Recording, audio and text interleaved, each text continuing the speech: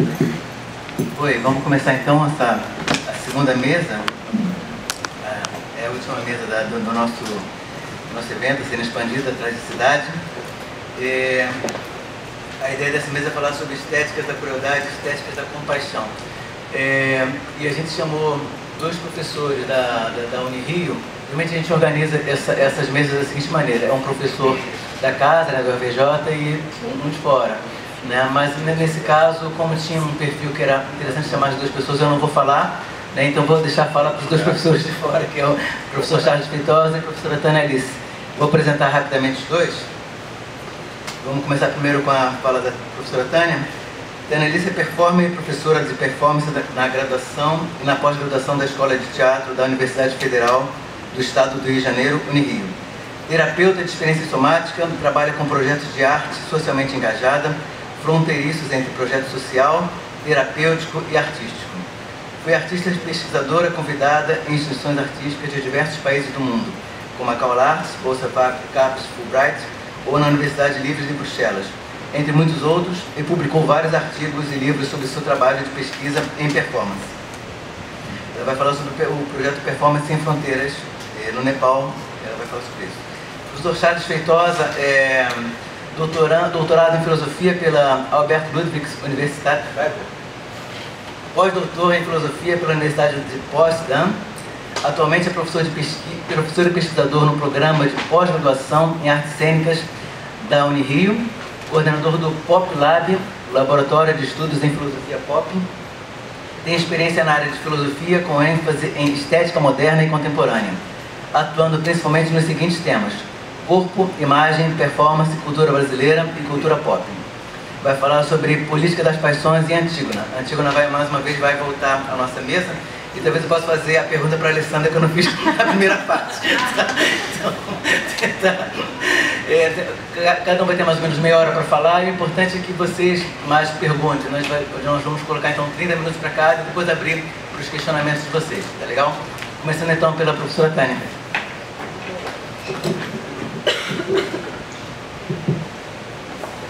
Boa tarde. Ih, tá todo mundo dormindo já. Boa tarde, gente. Eu sei que é fim do dia, cansativo, tá todo mundo ali, né? Mas vamos tentar, né? Eu também vou tentar. O dia tá longo, a vida tá difícil, mas vamos lá. Então, se der pra colocar ótimo. Então, queria agradecer o Gilson, a Adriana, essa equipe toda da UFRJ por ter organizado esse evento. A gente sabe o quanto é difícil organizar um evento e quantos tempos são corridos. Portanto, obrigada, porque é um espaço de diálogo que a gente gostaria até de ter mais, mas, enfim, já disse, né, os tempos são corridos, então fica sempre mais difícil. Mas obrigada, e obrigada pelo convite, parabéns pelo evento, e, enfim, estou muito feliz de estar aqui. Eu vou falar um pouco sobre a questão das estéticas da compaixão e sobre a questão da arte em tempos de crise. Então, primeiro eu queria situar um pouco o lugar de onde eu estou falando, porque eu não vou falar de um lugar de conceituação, eu vou tentar falar de um lugar partindo dessa ideia do La Roça, que a experiência é o que me acontece. Então, eu vou tentar mais falar como essa questão da tragédia tem me afetado e afetado meu trabalho artístico, minha maneira de ver o mundo e de ver a arte, do que de um ponto de vista mais tentando delimitar, definir, abordar o conceito de tragédia ou de compaixão. Então, enfim, essa apresentação o Gilson já fez, mas eu acho que tem uma coisa que talvez seja o caso de falar aqui, que são os projetos de pesquisa. Eu dou aula na Unirio, e eu acho que o professor, ele é o lado institucional do performer, então é uma coisa que me deixa muito feliz de dar aula, porque eu acho que a prática performática e a arte socialmente engajada, ela se dá muito também em sala de aula, né? Estou até dando um oi para os alunos aí, espero que eles achem a mesma coisa. Então eu queria falar um pouquinho dos 3 projetos que eu tenho desenvolvido, mais no sentido de entender como se dá a construção dessa ideia de compaixão, porque não é uma coisa Tem até um vídeo agora, né, engraçado, rolando na internet a respeito dessa polêmica do macaquinhos, que tem uma moça muito irritada que fala assim: agora você levanta um braço, você é performer. Mas não é bem assim, né? Tipo, é uma construção de toda uma vida, é uma prática espiritual, é um engajamento, é um casamento, é um ato de amor cotidiano, diário. E isso é uma construção, como qualquer relacionamento, como qualquer prática da vida da gente, a coisa vai se construindo. Então, eu queria voltar um pouco para isso, só para entender de onde vem. Então, o primeiro projeto de pesquisa, ele partiu da ideia de que, se eu vou pensar o que me interessa mesmo na arte, a base da base da base é a relação, e como a relação pode ser uma obra de arte. Então isso me interessa no conceito do Nicolas Bourriaud, de estética relacional, mas com todas as ressalvas que eu tenho, porque é um conceito desenvolvido para uma arte de galerias, a estética relacional, os exemplos que o Bourriaud pega, eles reiteram relações de consumo, enfim, me interessa outro tipo de relação. Então a ideia é como pode se dar uma estética relacional nas ruas. Isso foi no primeiro projeto de pesquisa, onde aqui vocês veem até o Gilson, ele está escondido aqui no canto, mas ele é aqui, tá, gente? Está aqui na mesa agora, mas naquele dia, assim, a gente fez parte desse mesmo coletivo, enfim.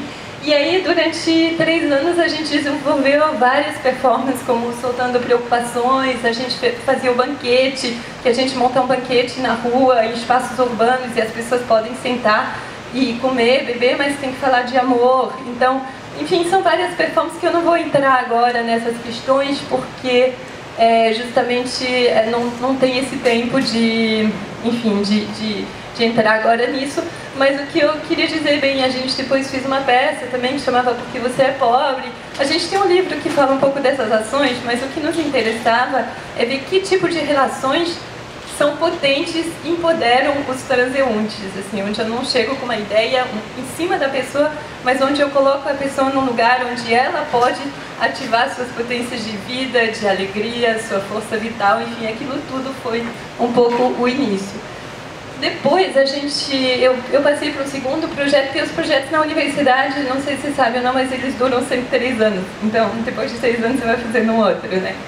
E aí, esse segundo projeto, a ideia já era trabalhar com grupos, com diversos grupos de pessoas, e eu já não chegar com essa coisa de, olha, eu estou performando, mas chegar com debates tipo, o que vocês acham, o que vocês gostariam de fazer, e aí eu usar toda a minha experiência de performer para ajudar eles a construir a performance que vai ajudar eles, que vai empoderar eles, que vai fazer eles se sentirem, opa, criei isso.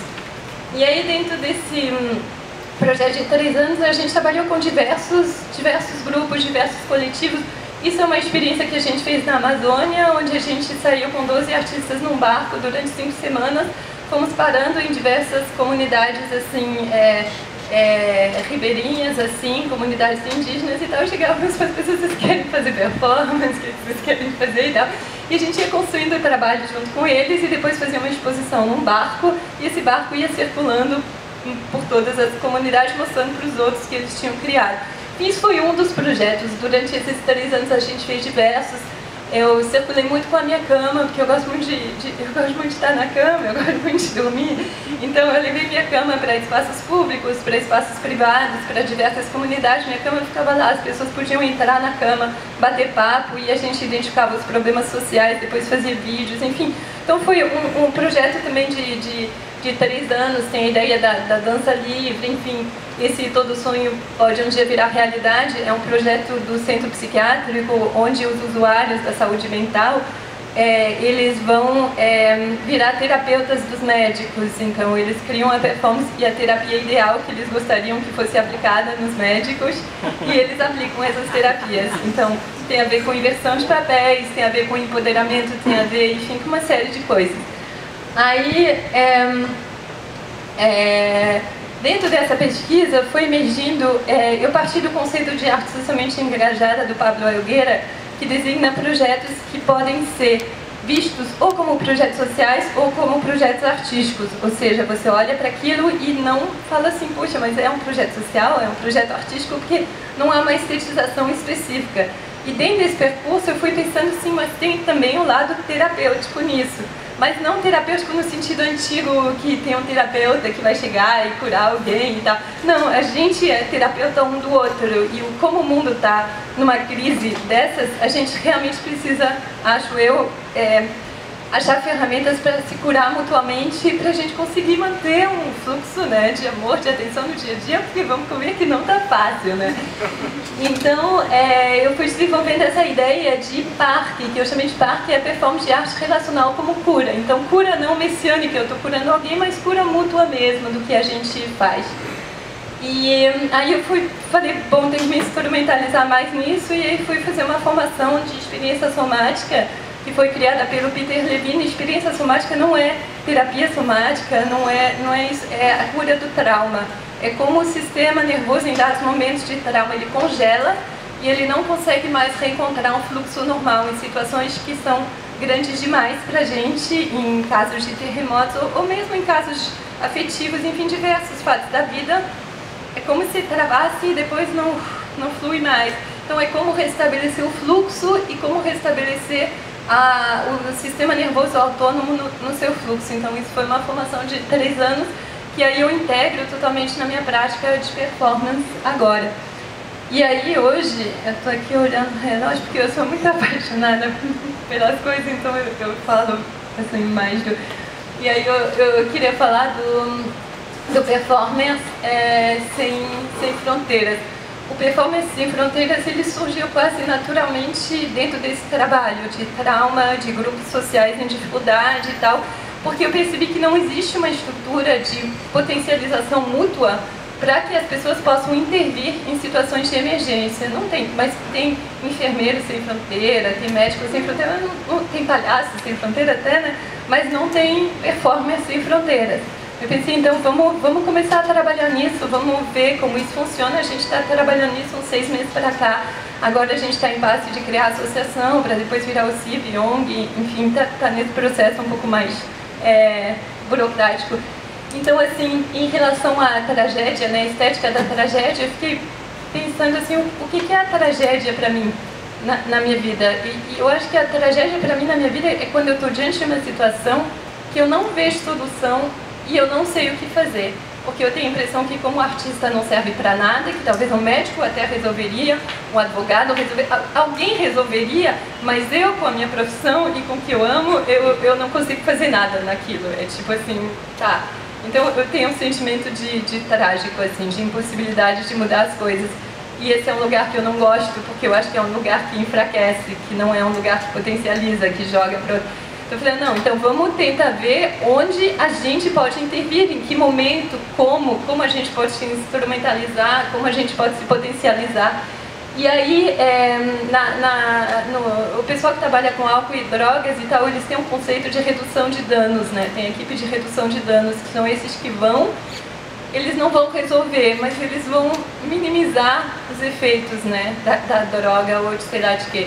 Então tem um pouco a ver com essa questão de minimização dos efeitos. Talvez a gente não resolva, mas alguma coisa a gente está fazendo, e após 6 meses de experiência eu vejo que essa coisa não é pouca. E isso é uma coisa que me deixa muito feliz e me anima a continuar. Então, enfim, isso é um pouco a descrição do Performance Sem Fronteiras, né, que é uma zona de contaminação de projetos artísticos, sociais, terapêuticos, ecológicos e espirituais. Então, reúne uma série de pessoas. A gente está trabalhando em todo tipo de situação geradora de trauma, como conflito armado, catástrofe natural, ambiental, social. Enfim, a ideia também não é que a gente esteja agindo juntos necessariamente. Cada um pode ter seu projeto, mas a gente está se ajudando a entender o que a gente pode fazer. E a gente se reúne toda semana, enfim, a gente está tentando elaborar um pensamento coletivo, umas ações coletivas, um entendimento, maneiras de proceder também entre a gente. E a ideia é que a plataforma possa ser um espaço para uma instrumentalização cruzada, ou seja, não é coletivo, não é grupo de performance, não é nada disso. É um espaço onde, se você se encontra com esse tipo de ação e fala, eu quero fazer isso, você pode ir lá e dialogar e discutir e trocar suas dificuldades, suas dúvidas, suas questões, enfim, a gente está em busca, né? A gente está se encontrando toda semana e, enfim. Então aqui eu queria falar do projeto que eu desenvolvi dentro do contexto dessa plataforma, que foi um trabalho de performance que eu fiz em relação aos terremotos no Nepal.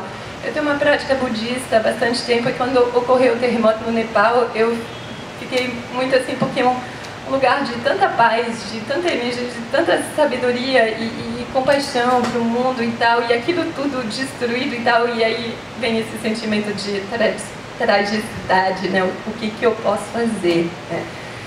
Aí, enfim, aqui tem algumas imagens, você olha as imagens e fala o que eu, como performer, como artista, posso fazer? Vou continuar viajando para festival, fazendo minha carreira, não dá mais, atualmente não está dando mais, né? As coisas são realmente difíceis. E aí eu fiquei pensando o que eu posso fazer, porque também as doações financeiras, elas estavam sendo taxadas na fronteira, o pessoal estava doando coisas, mas o governo estava pegando, estava revendendo, não estava chegando até a população, enfim, estava tudo complicado. Eu falei, bom, vou levar uma coisa que ninguém pode reter, que ninguém pode pegar, que não tem preço, vou levar afeto para as pessoas que estão aqui para lá. E aí eu comecei a fazer uma coleta de abraços, assim, então você podia escolher um abraço de 5, 10 ou 15 minutos, aí a pessoa me entregava o abraço, eu pegava o abraço de 5, 10 ou 15 minutos, depois a pessoa me dizia, eu vi uma senhora de 70 anos, ou então, eu quero entregar para uma criança. Aí eu anotava, fazia foto da pessoa, anotava para uma senhora de 70 anos e tudo mais. E aí eu fiquei abraçando muita gente, o que foi muito bom. Foram uns 605 minutos de abraços, assim, e 124 destinatários que moravam no Nepal. Isso foi feito em espaços públicos, mas também foi feito em reuniões de departamento, foi feito em sala de aula, todo lugar, sala de espera de dentista, todo lugar eu explicava, a pessoa me dava o abraço e tal.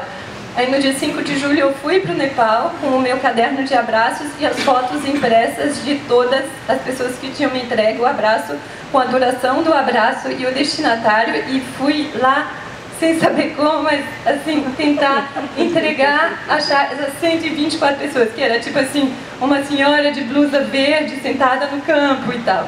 E aí, enfim, cheguei lá e foi uma experiência assim bastante...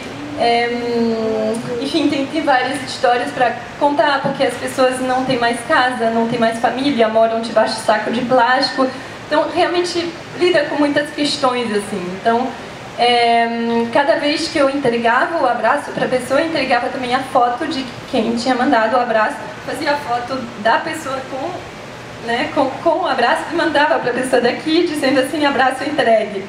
E aí isso foi acontecendo.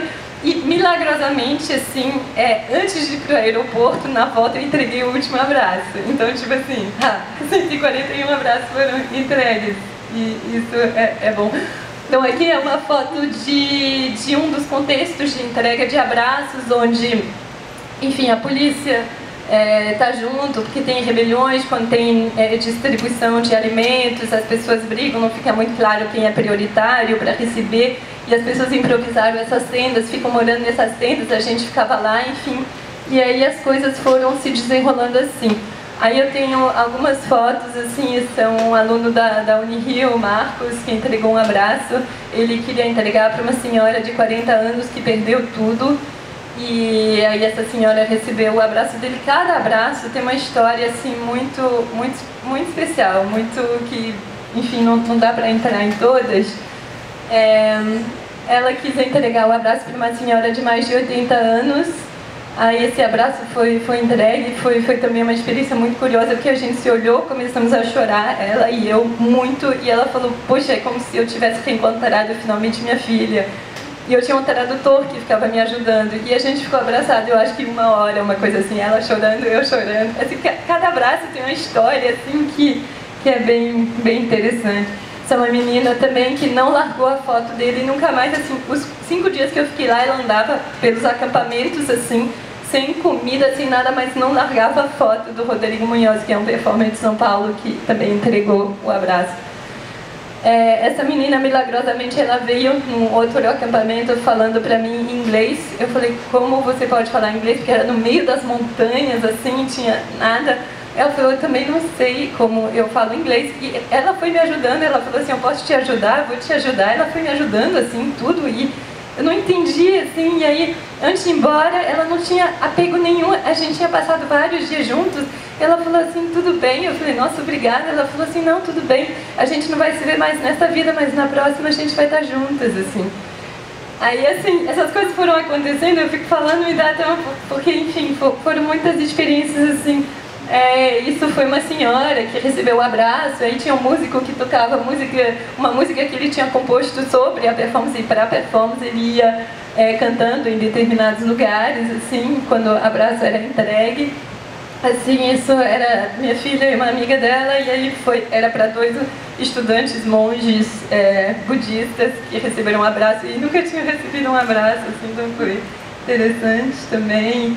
Isso, né, o Gilson que mandou um abraço para um menino da idade do filho dele, então um abraço também chegou para ele.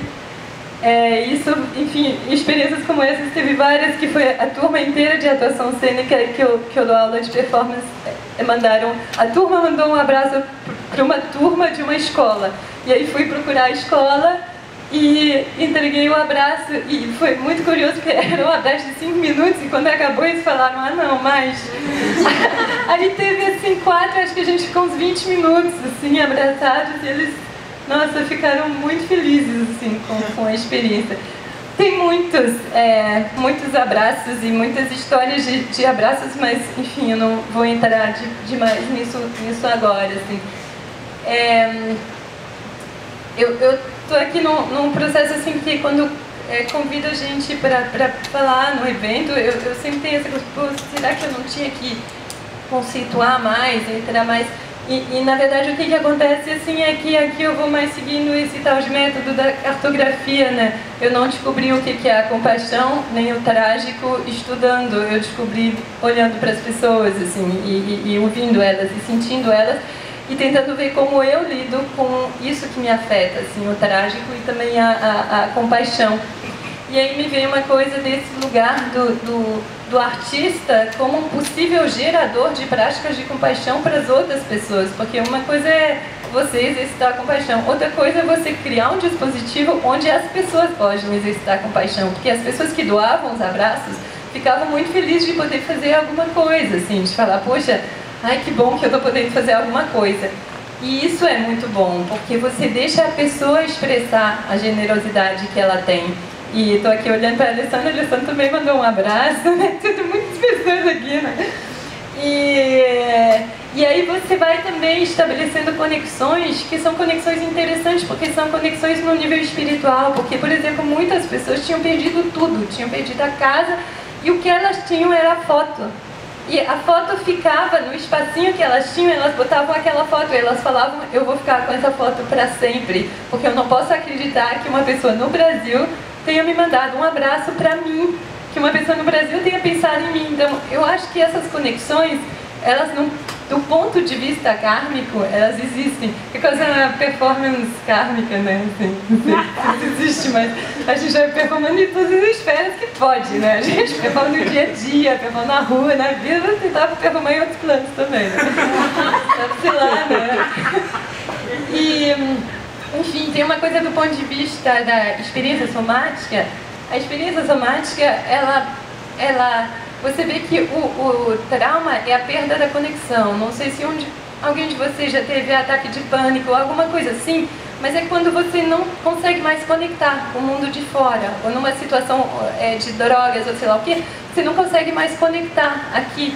E aí essa perda da conexão e esse corte desses circuitos, eles têm consequências. E aí quando você pode, pela performance, restaurar a conexão tanto da pessoa, porque no abraço isso acontece, num abraço vocês não fazem ideia. Tentem hoje à noite abraçar alguém 15 minutos, vocês vão ver tudo o que acontece, é incrível, assim, porque não é só abraçar, é você realmente, aí tem muitas coisas, neurônio espelho, ressonância, uma série de coisas, você vai entendendo a pessoa, abraçando ela muito mais do que você entenderia falando meia hora, assim. Então, Enfim, isso eu acho que é interessante porque você mergulha no outro, o outro mergulha em você e você leva isso para outro lugar. Então, acontece realmente num plano que é muito de cura para o outro e para você também. E aí, o que eu queria falar assim, ainda sobre essa coisa da conexão e da compaixão, eu experimentei uma coisa nessa experiência que eu queria assim compartilhar com vocês, porque para mim é muito precioso e me ajudou muito e me ajuda muito cada dia, que é a maneira como você toca alguém, pode ser no sentido físico ou pode ser no sentido afetivo. Possibilidade, a gente posso fazer com você? Só depois vocês podem testar em casa, assim, se puder levantar, assim, eu não revisei aqui, mas assim, se puder virar para cá só para a pessoa entender. Tem 3 maneiras de você tocar alguém, assim, ou de você tentar tocar alguém, e isso faz muita diferença para a pessoa, porque tem um tipo de toque onde você está totalmente ausente, assim, eu estou tocando ele, mas eu estou aqui com vocês. Não sei o que ele sente, mas provavelmente, enfim, não sei se é muito legal. E depois tem um toque que é muito invasivo, sabe aquele toque do... Assim, não vou falar isso, mas aquele toque da pessoa que quer muito fazer o bem, sabe? Aquela pessoa que quer ter o bem, assim, que quer que você seja feliz, ela quer te trazer amor, ela quer te curar, o médico que sabe pra você o que tem que fazer, o terapeuta que é isso que você tem que fazer, o religioso que vai dar isso, que eu pessoalmente eu não suporto, eu acho isso muito horrível, que é esse toque assim, tipo, eu quero muito bem dele.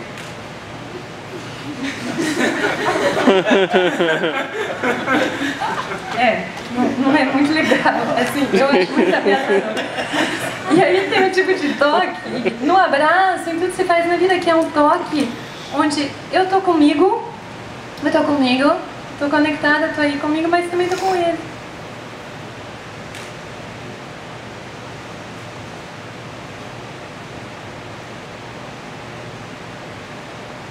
Aí agora... Chega. A gente não combinou no ensaio antes, tá, gente? Mas assim, tem muito a ver com isso, da gente não estar numa perspectiva, eu sou o artista bom que vai fazer o bem e tal. E também não estar tipo, tô fazendo o que eu tenho que fazer, porque na minha contrapartida social do meu projeto eu disse que eu ia fazer uma coisa social, né? Eu ia fazer uma ação, eu ia fazer... Mas na verdade você está nem aí para lá fazer a oficina, sei lá onde, porque tem que fazer a contrapartida social. Então não é nem esse lugar nem o outro, é um lugar de você estar alinhado com o que você acredita, ama e faz, e você tá com o outro, de verdade, assim. E aí aconteceu uma coisa curiosa. O Revan foi ele tinha um pequeno scooter e ele se apaixonou pelo projeto, um músico do Nepal, e ele foi me levando para os diversos lugares de scooter e ele foi meu tradutor o tempo todo. Encontrei ele lá e ele falou, nossa, que projeto incrível, eu vou te ajudar. Aí ele ficou me ajudando o tempo todo, assim. E aí outro dia, quando aconteceu a tragédia na França, né, eu vi o Revan colocando a bandeira da França, assim. Aí eu falei, ué, assim, porque, tipo, o Nepal continua sem recurso, o Nepal continua com crise do fuel, com a Índia bloqueando a entrada dos mantimentos, enfim, continua numa situação assim terrível, a pessoa não consegue se deslocar, não consegue cozinhar, e quem perdeu casa não tem acesso, enfim, tá tudo muito complicado. Eu falei, nossa, o cara tá num país assim e botou a bandeira da França, né, para manifestar solidariedade. Aí eu escrevi para ele e falei, nossa, eu fiquei impressionada porque muitas pessoas vão fazendo uma espécie de escala da compaixão no Facebook, né? Isso aí não pode, porque é um país, sei lá o quê, não pode ser, né? Tem coisas mais importantes agora, enfim, uma série de loucuras assim. Eu falei, mas por que você colocou essa bandeira? E ele me respondeu isso, ele falou assim, quando nós estamos todos juntos, mesmo um sentimento de dor grande, ele vai curar mais rápido. E ele falou, e nesse sentido eu estou totalmente com a França, e ele me falou assim, isso eu entendi com a sua performance. Isso eu falei, caramba, isso é muito, muito bacana. E aí, enfim, não queria concluir, né, que o tempo tá acabando, mas com uma frase do do Dalai Lama, né, que eu acredito ser muito, por mais que seja difícil, mas eu acredito muito nisso, que a compaixão, ela tem pouco valor se ela permanece uma ideia, mas ela deve se tornar nossa atitude em relação aos outros, refletida nos nossos pensamentos e ações. Então, eu queria concluir com ele. Obrigada.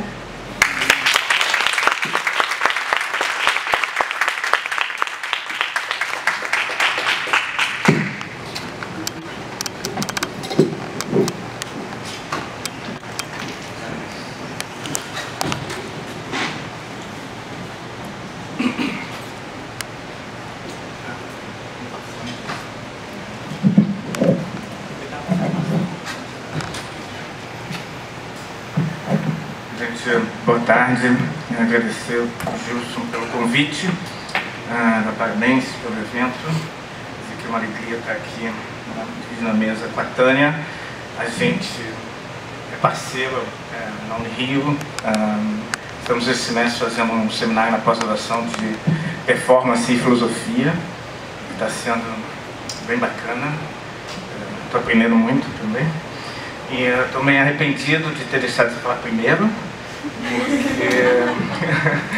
porque eu acho que você responde o problema que eu vou levar 30 minutos para colocar. Você já responde de uma maneira como, um pouco como se, como você não sabe que é impossível, você foi lá e fez. E eu quero falar um pouco sobre esse tema. Também outra observação que eu fiquei muito, aprendi bastante hoje, mas fiquei meio admirado das falas todas, muito bem elaboradas. O que eu vou fazer não é muito elaborado, é meio está em processo. Por exemplo, o título, eu tinha dado o título de, como é que eu coloquei? Uma política das paixões em Antígona. E aí eu já estou pensei agora aqui na mesa, outras políticas das paixões a partir de Antígona. E a ideia que eu quero deixar bem claro é que não é um pedir desculpas, é uma estratégia, é algo que eu estou tentando pensar e eu queria muito ouvir de vocês perguntas e críticas, colaborar nesse processo. Então a minha fala vai ser dividida em 3 ou 4 pontos, se funcionar. Primeiro, eu vou explicar um pouco o que é a minha ideia de filosofia pop. Aí, segundo, tentar perguntar algo que eu não sei ainda, o que seria uma ética, uma política pop, que eu também não sei ainda, estou começando a pensar nisso agora. O terceiro ponto é pensar como que se costuma ver a política e os afetos em Antígona, especialmente o Hegel, que a Alessandra descreveu muito bem na fala dela. E aí, um ponto final, que é o menos elaborado de todos, que seria uma proposta para outras possibilidades de política dos afetos e das paixões a partir de Antígona. Então, esse é o caminho. Pode colocar lá. Mas antes disso tudo tem um preâmbulo, que acho que só a Luísa que já escutou isso, porque um pouco desse projeto que eu vou falar da ideia de filosofia pop. A ideia é se deixar atravessar pelos afetos e trazer para a filosofia a corporeidade. E no momento eu estou muito atravessado por Paris. Eu passei a semana inteira na semana passada eu estive lá e eu cheguei para um evento que era interdisciplinar sobre a questão da voz e viajei no sábado, logo depois do atentado. Então eu queria falar um pouquinho sobre essa minha experiência e talvez, não sei se eu vou conseguir fazer uma curva em relação ao que eu pretendo falar. Eu falei sobre performance na terça-feira no evento no Unirio, lá eu consegui fazer uma curva. Aqui eu já não sei. Mas de qualquer maneira eu preciso falar disso porque eu estou muito atravessado. Na sexta-feira à noite eu estava arrumando minha mala, me preparando para Paris, para participar desse evento, e começaram as notícias do atentado. E eu fui acompanhando, e à medida que foi aumentando o número de vítimas, eu larguei a história de arrumar a mala, e quando chegou a 140 eu entendi que estava tudo cancelado, acabou tudo. O Roland decidiu que as fronteiras estavam fechadas, eu assim, não vai ter nem voo, não vai acontecer nada. E fiquei até 3 da manhã acompanhando as notícias. No dia seguinte, conversando com a organização do evento, na Universidade de Paris 8, eles decidiram, uma espécie de ideia de resistência mesmo, fazer o evento de qualquer maneira. E aí eu tive que tomar a difícil decisão, se iria ou não, e eu decidi ir. Cheguei no domingo lá. E eu queria fazer um pequeno diário de viagem, muito rápido sobre isso. Eu saí para caminhar em Paris e acabei chegando na Praça da République, onde as pessoas estavam reunidas no domingo, não de uma maneira organizada, eles não fizeram não tinha uma manifestação programada, até teve nesse final de semana, mas naquele momento as pessoas estavam sob impacto, muito movidas, mexidas, alguns se abraçavam, as pessoas estavam só circulando por ali, mas ao mesmo tempo também muito amedrontadas. Eu estava ali mais ou menos na tarde, 4, 5 da tarde, e eu ouvi um barulho de um escapamento de moto, alguma coisa assim, e as pessoas, quando ouviram aquele barulho, elas se assustaram muito, e os policiais já empunharam as armas, e o clima era de ansiedade, forte. Eu não fiz turismo terrorístico, mas porque já está sendo feito isso em Paris durante a semana, os turistas estão chegando lá, estão indo procurar os lugares onde teve os ataques. Mas eu fui vagando, andando, e acabei passando por um dos locais perto da Praça do Rio, onde ainda dava para sentir o cheiro, os ecos de um dos atentados. Ou seja, uma explosão numa ruazinha próxima à Praça da República. O evento começou na segunda-feira, de uma forma muito discreta, no subsolo de um teatro em Saint-Denis. E foi feito de uma forma, estava em estado de emergência, Paris, e não podia ter aglomeração, então colocaram cartazes e fazia essa entrada por uma porta lateral, mas a gente começou a discutir a nossa questão, tentando fazer uma conexão entre voz e política e a situação que a gente estava vivenciando ali. E de terça para quarta teve essa operação policial que vocês devem ter acompanhado, que capturou, na verdade não capturou, os coisas acabaram se matando em Saint-Denis. E eu descobri nessa virada de um dia para o outro, não estava lá, que o evento estava sendo realizado a 300 metros de onde eles estavam se escondendo. Então, para aquele lugar de Saint-Denis, o metrô fica ali do lado da catedral, uma catedral super famosa, tem essa rua principal, e eu passei por ali umas 5 vezes, na segunda e na terça-feira, tirando fotos, e passei de frente do prédio onde eles estavam se escondendo, e tirei foto do prédio. Por uma coincidência, esse prédio que eles estavam era um prédio meio abandonado, ocupado, que tinha vários cartazes de protesto. Eu cheguei a tirar uma foto desse cartaz, que eu achei interessante a ideia de que os refugiados são vítimas de um terrorismo fora da França e são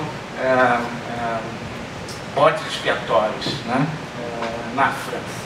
Solidariedade com os refugiados. Gostei desse cartaz, mas era no prédio onde eles estavam. E aí a coisa ficou muito tensa. Também aconteceu de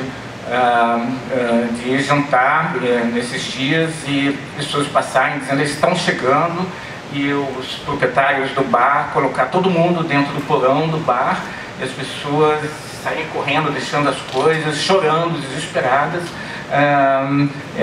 Os proprietários colocando mesa, vivi a situação algumas vezes, mesas como barricada, e eu nitidamente tinha a sensação de que não estava acontecendo nada, mas as pessoas em pânico total.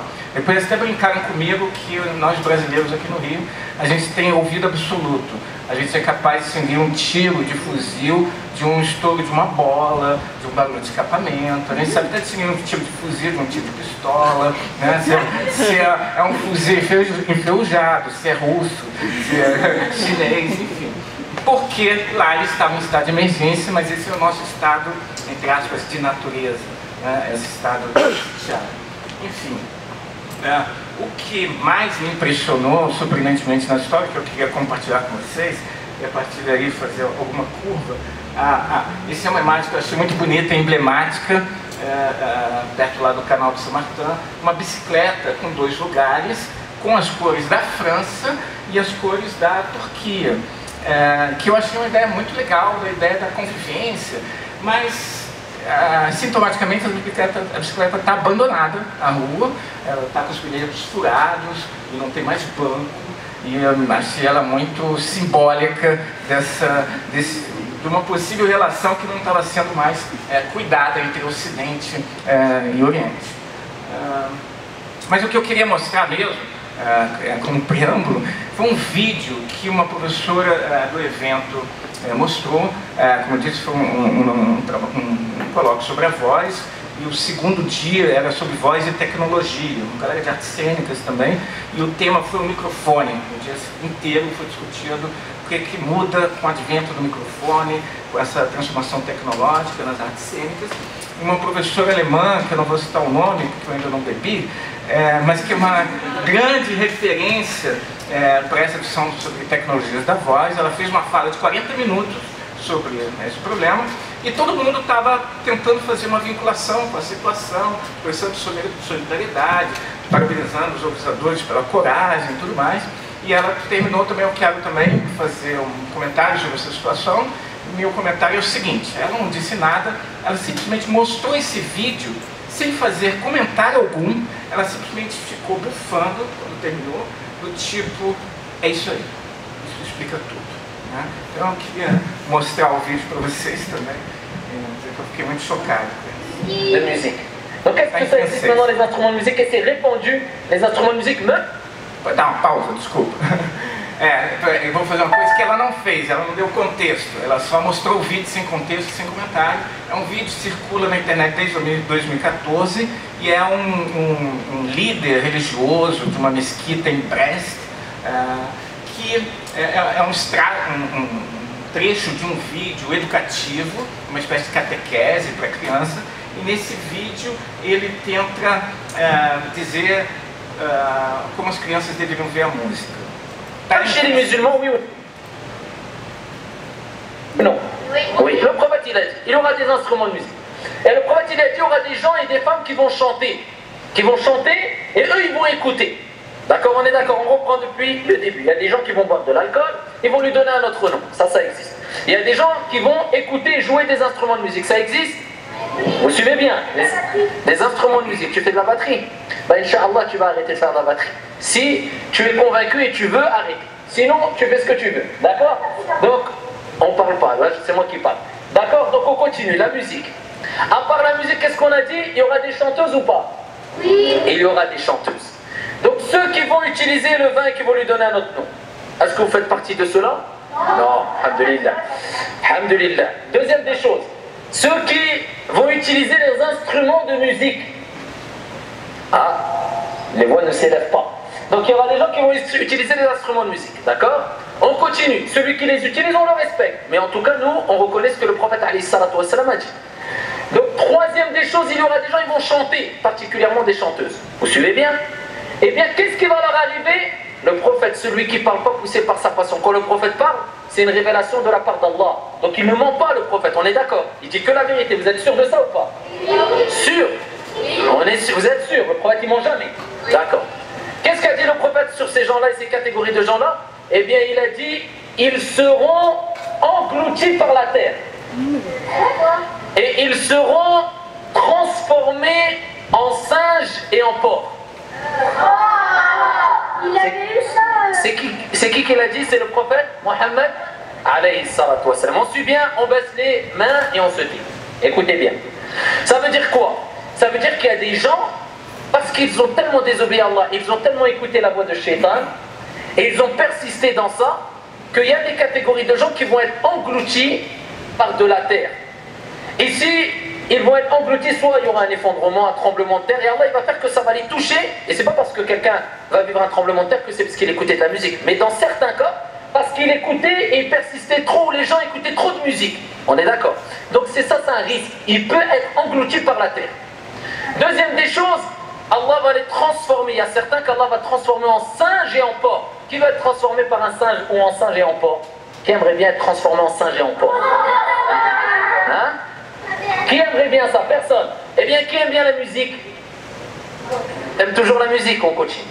Donc ici, ceux qui aiment la musique, c'est ceux qui aimeraient bien quelque part être transformés en singe et en porc. On est d'accord? Bien sûr. Parce que nous on dit j'aime la musique. Donc ça veut dire que si tu aimes la musique, tu aimes une chose, eh bien ici tu aimes tout ce que la chose va t'apporter. Donc si toi tu t'aimes la musique, tu dois assumer. J'aime la musique et j'aime les conséquences. Quelqu'un va nous dire, moi j'aime la prière. Eh bien, toi t'aimes la prière, eh bien tu vas aimer et tu vas mériter tout ce qui est en relation avec la prière. Le paradis, Al-Jannah, voir Allah, profiter du paradis, être dans un jardin du paradis dans ta tombe. Eh bien, celui qui aime le haram, eh bien il sera avec qui? Avec Shaitan. Et celui qui aime la musique, c'est aimé par Shaitan ou par Allah? Donc il faut choisir son camp. Bom, para quem não conseguiu acompanhar, é um raciocínio razoavelmente simples e que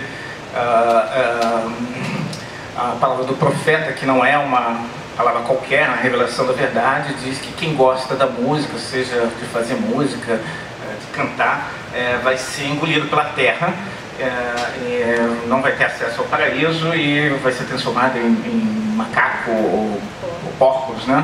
Alguma coisa assim. Mas bem interessante que o cara, ele é uma espécie de herói pop, isso é importante para dentro do meio muçulmano francês, porque ele é um cara divertido. Se você não entende o que ele está falando, mas presta atenção na performance dele, percebe que ele está ali fazendo brincadeira com as crianças têm um afeto, mas ele está falando algo que é muito assustador. O problema é que a professora apresentou isso como sendo um vídeo autoevidente, autoexplicativo e que dava conta da situação que ele estava vivenciando ali. E as pessoas, é lógico, ficaram impactadas com o vídeo, de saber alguém que está educando crianças contra a música, ameaçando-as de alguma maneira com o inferno por gostar da música. Mas as pessoas questionavam, olha só, a professora, qual a relação entre a sua fala de 40 minutos e o vídeo que você apresentou? Né? Porque a gente não conseguiu ver conexão. O que você estava pensando quando colocou o vídeo? E aí ela falou um pouco a ideia de que para ela claramente o Ocidente era a cultura da representação e o Oriente, o Islã, era uma ameaça, no sentido de uma barbárie, uma guerra contra a representação, contra a imagem, e isso a arte também estaria nesse mesmo bloco. E a gente ficou um pouco chocado com a simplificação, o reducionismo dela, colocar essa questão toda de um modo tão primário, do tipo ou. Teve uma longa discussão que foi muito interessante, eu ponderei junto com ela, que é muito problemática, além de ela não ter contextualizado, porque esse gesto iconoclasta é muito característico do Ocidente também. A gente poderia dar um exemplo aqui para a minha área, que é fundamental, que é a filosofia do Platão, que na decisão de uma utopia da República colocou como condição para a manutenção dessa cidade justa a expulsão dos artistas, dos poetas. E ele também tentou fazer tudo para controlar a música. Ele permitiu um tipo de música que fosse meio associada à ginástica, que fosse preparação para a guerra, mas uma música mais dionisíaca, em que as pessoas perdessem um pouco a noção. E isso ele via como uma grande ameaça para a convivência, para a cidade. Estamos falando aqui de um evento que está relacionado ao trágico e à cidade. E a gente pode dar vários outros momentos no Ocidente em que houve um movimento contra a imagem, contra a representação, contra a arte. A reforma protestante foi, num certo aspecto, uma crítica às representações do divino, do sagrado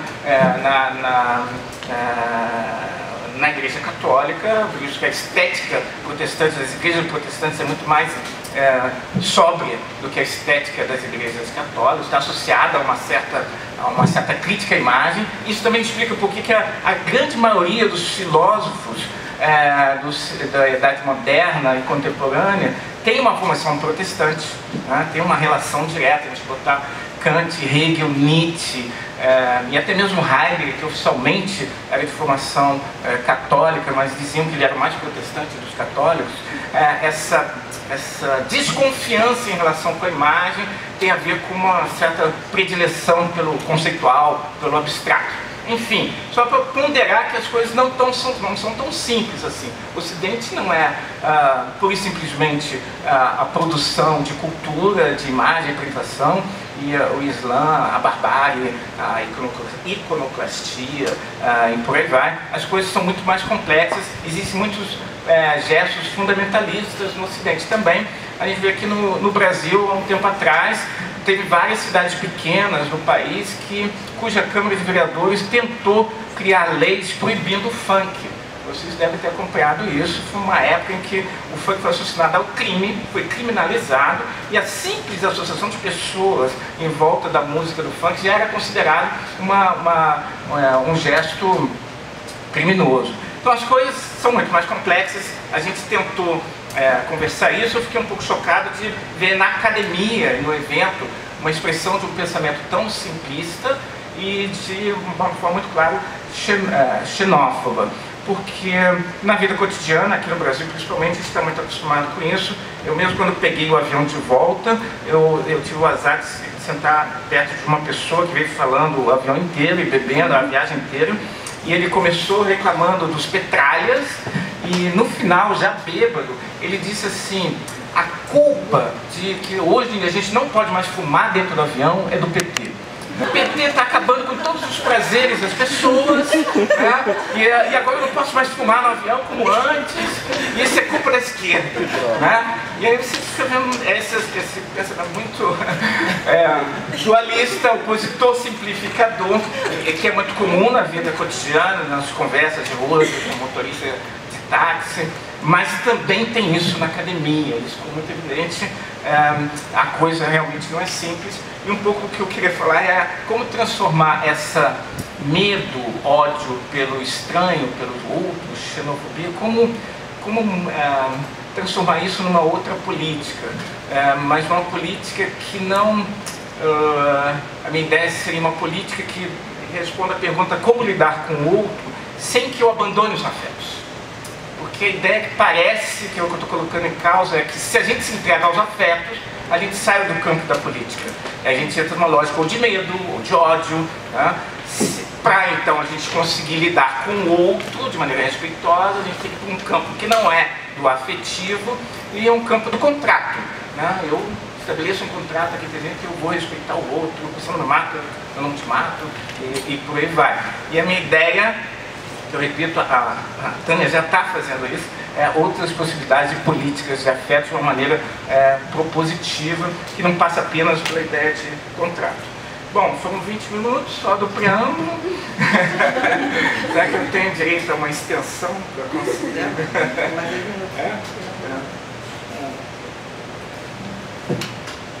Talvez precise um pouco mais. Vou tentar então entrar finalmente no que eu queria falar, mas eu vou fazer uma conexão. Então, muito rapidamente, falar sobre que isso está dentro da reflexão, dentro de um projeto de filosofia pop. E rapidamente é uma expressão do Deleuze, que eu me apropriei. E o Deleuze estuda uma questão que tem muito a ver com a filosofia. A filosofia tem um certo problema também com a imagem, com o corpo, com os afetos. A Alessandra falou do esquecimento, Foucault menciona o esquecimento do teatro, né? O esquecimento da arte em geral. Ou a filosofia ignora a imagem, a arte, o corpo, e considera isso meio perigoso ou algo com que eu não posso aprender nada, ou ela lida com isso como se fosse um instrumento para fortalecer o poder da racionalidade. Vocês acompanham, são as duas posturas tradicionais da filosofia. Ou exclui, ignora, ou então usa como confirmação do próprio argumento. Então, ou eu expulso os poetas da cidade, ou eu pego a literatura para confirmar, uso Dostoiévski para confirmar a minha crítica ao Estado, eu uso um filme do Godard para falar do amor. E domestico a imagem, a arte, e faço ele fazer um trabalho escravo do conceito. A ideia da filosofia pop, que o Deleuze disse, numa única frase, outras maneiras de associar conceitos e imagens, sem explicar muito. Mas é isso que eu estou tentando fazer, experimentar essas outras relações, outras parcerias. Aí são imagens de filósofos tradicionais, geralmente, quando o cara está pensando, não está em movimento, né? É um pouco... essa aí é uma imagem que eu gosto muito, que foi feita por um colega do Hegel na escola dele, quando ele tinha 17 anos. O apelido do Hegel na escola era o Velho.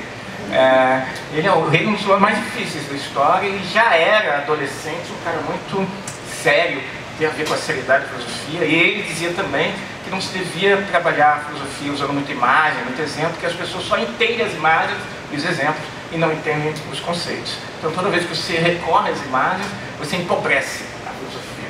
Então, essa discussão lá do vídeo tem um pouco a ver com essa ideia de uma irrepresentabilidade do sagrado. A ideia de que Maomé não pode ser exposto num filme, ou Alá não pode ser traduzido. Isso também é uma ideia que aparece, até onde eu sei, na cultura judaica. E é uma ideia também que aparece um pouco na filosofia de que o conceito não pode ser traduzido por imagem, porque senão há um empobrecimento. A filosofia pop quer fazer uma outra coisa, uma coisa diferente. Pop eu estou entendendo não no sentido do Justin Bieber, mas mais no sentido do Andy Warhol. Nos anos 50, a ideia de embaralhar o que é alto e baixo na cultura, então misturar os temas tradicionais da filosofia com as coisas que estão aí na vida cotidiana, na cultura de massa. Significa que eu converso tanto com Heidegger quanto com Homer Simpson. E falo tanto sobre a questão da liberdade, como sobre a questão, sei lá, do gesto de fazer a barba.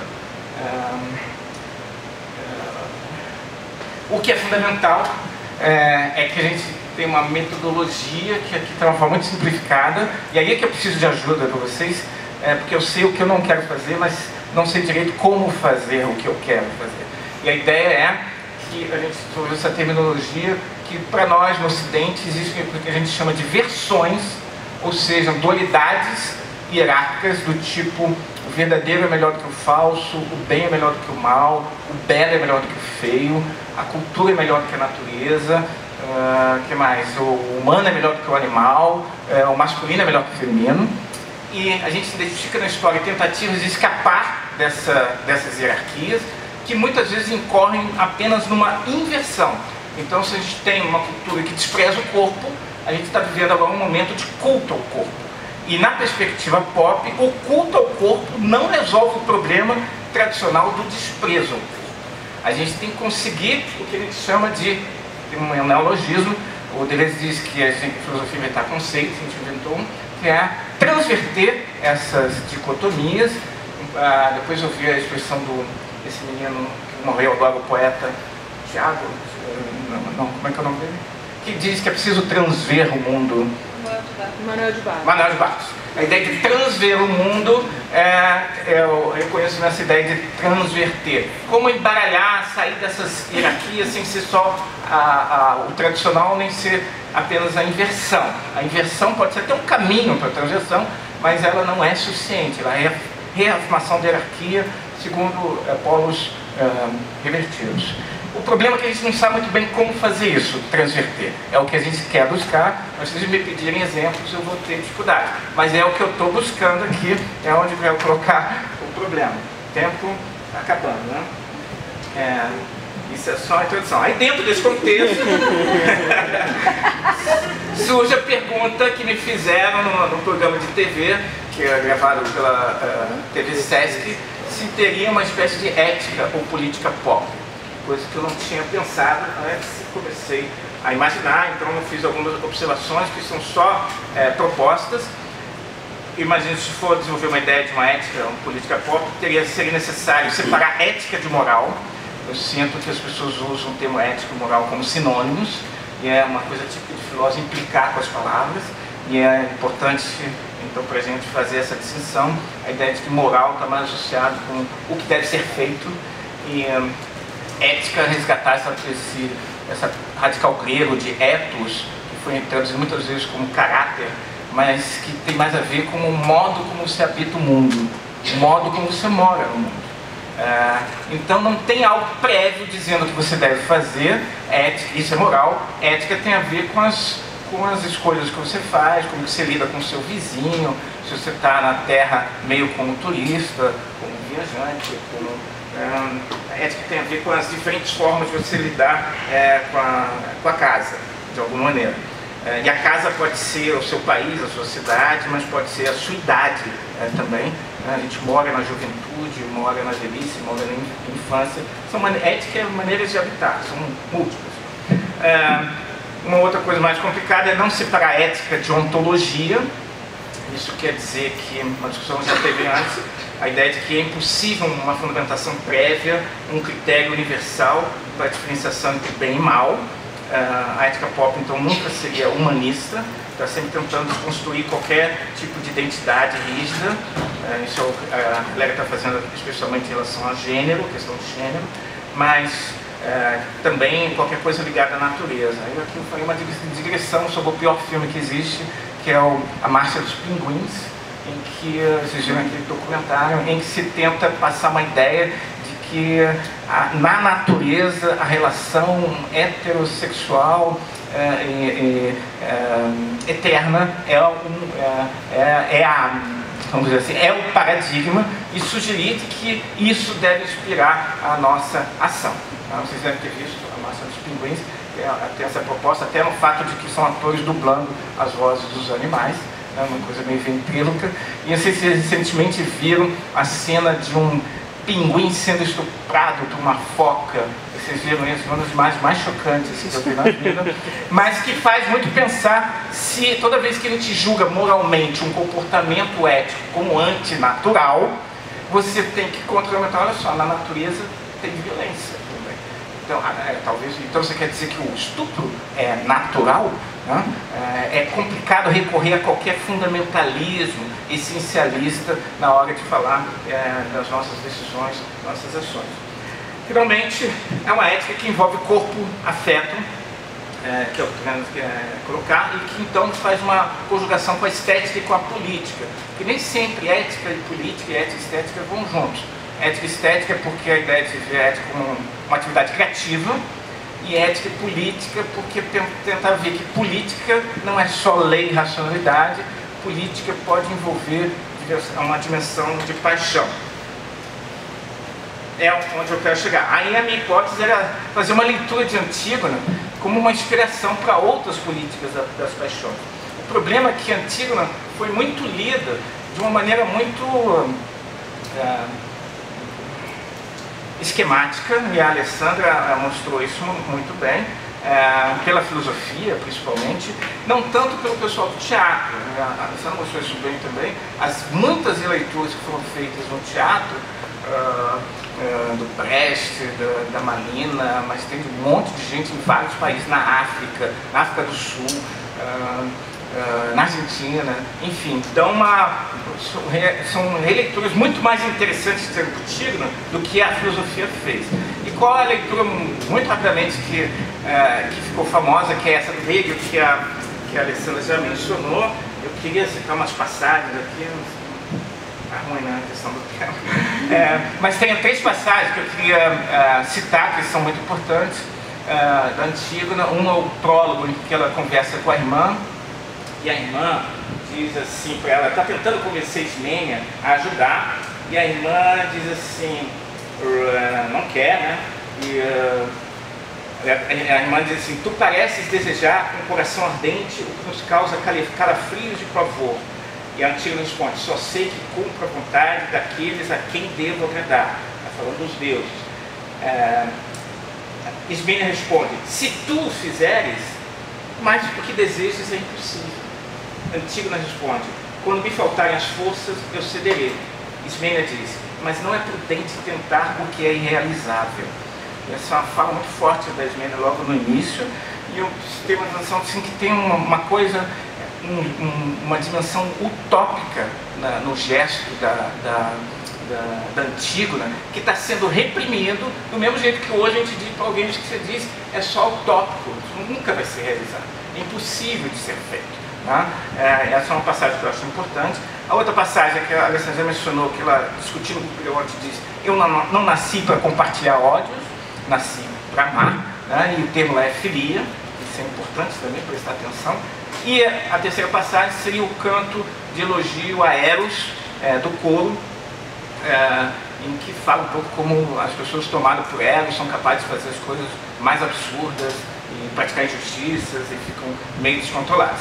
De qualquer maneira, a interpretação tradicional do Hegel, que vigorou muito, é essa oposição entre 2 princípios E aí, essa observação é importante também, o Hegel tem tanto uma reflexão sobre a forma da tragédia, quanto sobre o conteúdo. Ele fala muito na estética sobre o modo como a dimensão poética da tragédia, vamos dizer assim, como tem uma interpretação sobre o que está sendo exposto lá.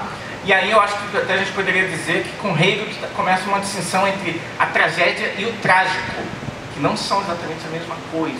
Né? A gente, eu não sei se é verdade, que diz que só na modernidade é que surge a ideia do trágico.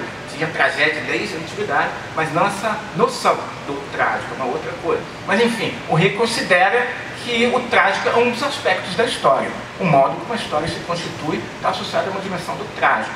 Mas ele faz uma reflexão também sobre a dimensão formal, poética, e interpreta um pouco Antígone como esse conflito, e aí ele estabelece um conflito entre a mulher e o homem, o afeto e a racionalidade, o indivíduo e o Estado,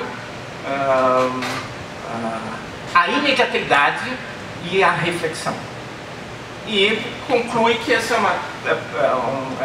o resultado disso aí é terrível, porque ambos, segundo ele, têm a sua razão, mas ambos também não têm, e o resultado é o desastre em que todos morrem e não tem conciliação não possível. A gente poderia quase dizer que a obra inteira do Hegel é uma tentativa de resolver esse impasse entre os opostos de uma outra maneira. Né? Porque a ideia é que ali que a coisa não se resolveu. A construção de um pensamento dialético como uma tentativa de integrar o outro, integrar os opostos, coisa que não acontece na tragédia. Mas ele trabalha nessa construção dialética numa construção muito reducionista, e aí a gente faz a curva com o vídeo, porque para ele Antígona é a voz da natureza, a voz do afeto, a voz do amor, a voz do feminino, a voz do indivíduo, e Creonte é, pura e exclusivamente, essa voz da lei do Estado, da racionalidade. Ele vê ambos uma força, mas ele não consegue ver, a meu ver, uma ambiguidade mais complexa nessas posturas, vamos dizer assim. E o que eu queria tentar promover é que, eu acho até que a gente poderia dizer assim, o jovem Hegel acreditou que o amor podia resolver os problemas todos políticos da sociedade. O jovem Hegel tem vários textos elogiando o amor. Mas o que faz a diferença do jovem Hegel para o Hegel na maturidade é que tem um momento que ele percebe que não dá para fazer política com o amor. Não dá para fazer política com afeto. Como que você vai fazer uma constituição baseada na ideia de que você tem que amar o outro? Você não pode exigir isso de ninguém. Os afetos são incontroláveis. Então eu tenho que resolver essa relação com o outro, com o estranho, com os xenos, através da racionalidade, através de contrato, através do reconhecimento, o respeito ao outro. Então ele resolve a xenofobia não com uma xenofilia, mas com uma xenologia. Ou seja, ele aposta no logos, na razão, uma razão que é dialética, que vai integrar tudo numa totalidade.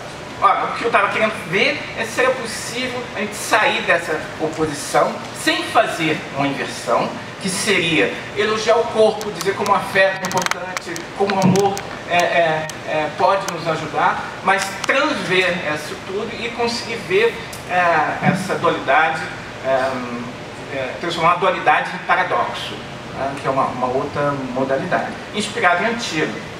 A Alessandra mencionou a Judith Butler e a Lucie Garay, né, que são pessoas emblemáticas de terem reinterpretado contra o Hegel, Antígona, e resgatado essa dimensão do feminino, dessa interpretação extremamente reducionista e falocêntrica. Eu queria, dentro dessa proposta, repensar o amor, essa que seria a ideia, como um gesto político. Eu não quero dizer que contra a política o amor é importante, que é preciso ter amor também. Eu queria dizer que o amor já é simultaneamente, como todo afeto, traz consigo liberdade e racionalidade. Ele não está em oposição. Assim como, inversamente, todo discurso traz consigo afeto e sensibilidade. Não sei se vocês estão acompanhando, mas é onde eu quero verter essa oposição entre afeto e lei, e afeto e logos, e pensar que há logos nos afetos e há afetos no logos. Por isso a gente precisa de uma outra terminologia. A minha ideia era ler algumas passagens do Antigo, né, tentar ver, eu vou encerrar agora, tentar mostrar como é possível ler de outra maneira o movimento antigo, né, discordando um pouco da Alessandra. Eu acho que é possível ler o gesto do Antigo de querer dar o ritual fúnebre para o irmão como um gesto político. E não é um gesto ancestral, não é um gesto pré-histórico, instintivo, natural. É um gesto de cidadania, que o reino interpreta como um gesto irrefletido, instintivo, imediato de amor. Eu gosto de alguém e não posso deixar lá ele apodrecendo. Eu acho que é possível interpretar. Tem ali afeto, ninguém está excluindo, mas ali tem política. Eu estou dizendo, ele é co-cidadão, e co-cidadão, quando a gente vai ao enterro de alguém, esse é o último momento em que fica expresso a nossa covizinhança no mundo. Então tem uma dimensão política ali. Quando ela discute com a Ismênia, e a Ismênia, que é mulher e que faz um discurso, nós mulheres não podemos lutar contra a lei, o que vai acontecer, a gente vai morrer, vamos ficar com medo, ali fica exposto que a Antígona não está assumindo o papel do feminino e por isso se opondo ao Estado. Ali tem várias formas do feminino se construir. Tem a forma de Antígona, tem a forma de Ismênia. Ismênia muda de ideia depois, inclusive, né? Ela passa a reconhecer o gesto de Antígona, mas o que se percebe é que não há o feminino. Isso é bem importante. E que o gesto da Antígona, embora ela mesma faça uma conexão com os afetos, tem uma dimensão política que o Creonte não foi capaz de reconhecer e que Hegel também não foi. Então, uma ideia é trabalhar um pouco sobre isso, resgatando essa ambiguidade, uma dimensão de liberdade, de força dos afetos, e pensar como que seria possível construir outras políticas de afeto, porque já está sendo feito política de afeto, principalmente baseada no medo. As pessoas em Paris estão reféns agora do medo. Vocês sabem que o medo é um dos principais, um dos afetos mais explorados pelos políticos. Nosso amigo Platão, né, eu estou terminando, nas leis, ele diz uma coisa espetacular. Ele diz assim: como seria bom se os governantes tivessem à sua disposição uma droga que fosse capaz de provocar medo nas pessoas. Se a gente tivesse uma droga que provocasse medo nas pessoas, a gente ia poder governar muito tranquilamente. Porque através do medo a gente governa sem muito problema. Ele diz, já existe uma droga que tira o medo das pessoas, que é o vinho. Só que não serve muito, eu não quero tirar o medo, quero incutir o medo. Né? Então já há uma política dos afetos, mas a ideia é sempre essa. Quando vai falar de afeto e política, sempre é o ódio. Então, assim, a política foi suspensa porque entrou o afeto e o afeto do ódio, os afetos tristes, negativos. Aí minha pergunta seria: será que é possível uma política proativa que mexa com os afetos, que consiga reconhecer o amor como uma força política? Não sei, aí é que minha pergunta, não sei, que eu preciso de ajuda de vocês. Porque a crítica embora eu acho que a Tânia seja uma inspiração, a crítica que se faz ao amor o amor é transitório, quer dizer, ao contrário do que se diz, não é eterno e acaba, é excludente. A gente tende quando a gente ama alguém, a não ver quem está de fora como menos importante. Isso vale também para a comunidade, não só para o casal. A própria ideia de compaixão, que a Tânia, isso foi uma coisa polêmica, citou aí, é problemática. Vocês conhecem o Nietzsche, que fala que compaixão esconde muitas vezes um desejo de dominação do outro. Às vezes você acha que está ajudando o outro, na verdade você está ajudando a si próprio, porque você se sente um pouco mais forte quando percebe que tem alguém mais ferrado que você, né? E que está precisando de você, uma sensação de poder. Lógico que ele não está dizendo que é sempre assim, mas ele está provocando a gente repensar um pouco esse elogio que se faz desses grandes afetos.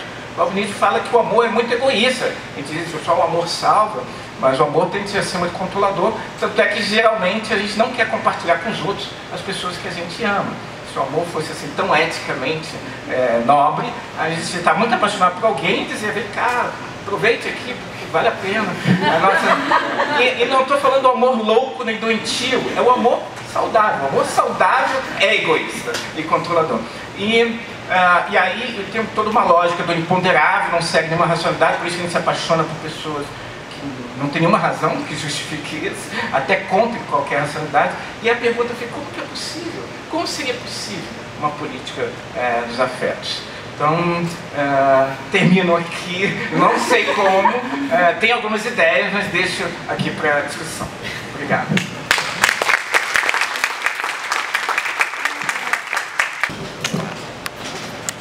Oi, legal? Não, tudo bem, foi ótimo falar com vocês, gostei muito, acho que a gente pode agora passar... Eu vou elaborar os comentários depois, assim, eu preferia primeiro passar para as perguntas, para os comentários externos, e depois, nesse processo, eu incluo minhas perguntas também, tá bom? Acho que é mais generoso.